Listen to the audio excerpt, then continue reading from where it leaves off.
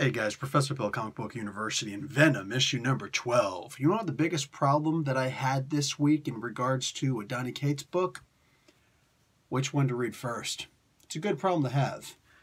Probably one of the best problems to have. Anyway, let's get started on this book, shall we?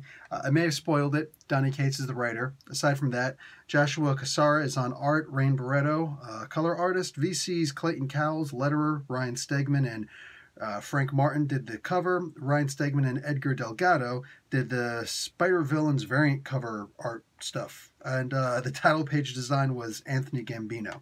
I like that they changed that from graphic designer because I don't think a lot of people understood what that meant. And it's only because I know a few people, a very scant few people who actually do comic books, and I rub elbows with them all the time, was I able to ask, what exactly does that mean? But anyway, for the rest of us, we get an Al Ewing. we get an Anne Waning appearance in here, which is totally awesome, and also a really quick picture of She-Venom.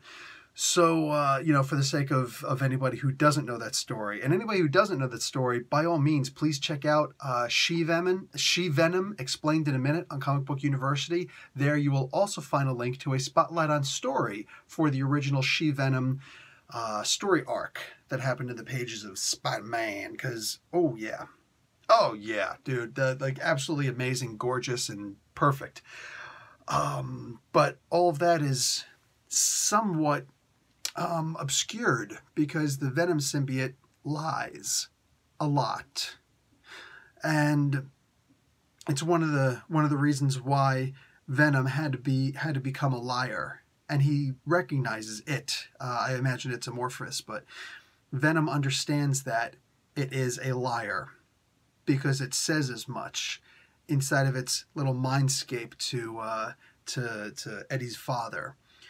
Yeah, I had a feeling that was going to be the case. It wasn't Eddie in the Venom symbiote who stopped his father from leaving with Dylan.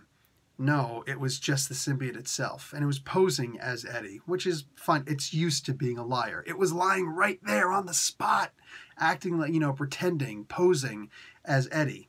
Doesn't matter. Left his dad with a new understanding on life. I know there's a lot of people, because I see in the comments, a lot of people aren't particularly happy with the book right now. It's like, oh, what are you doing? And then I've heard that people are giving death threats to Donny Cates. There are an awful lot of people with mental illnesses in the world, and I can assure you, it doesn't take a professional. So I could be just, as an amateur psychologist who's never actually worked in the field, and who actually dropped out of psychology as my major, I can assure you, if you have made a death threat towards anyone, you've had a mental illness at some point, and I really do hope that you get better. I genuinely do.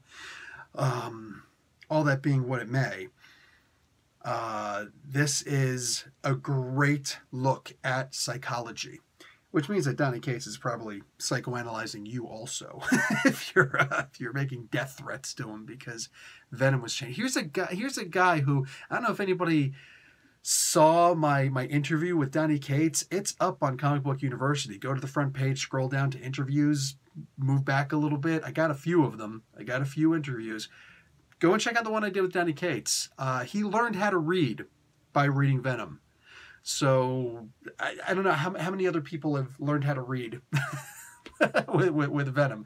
Honestly, it's one of the main reasons why I'm teaching my son how to read right now with Spider-Man. Granted, it's IDW Spider-Man, but it's Spider-Man.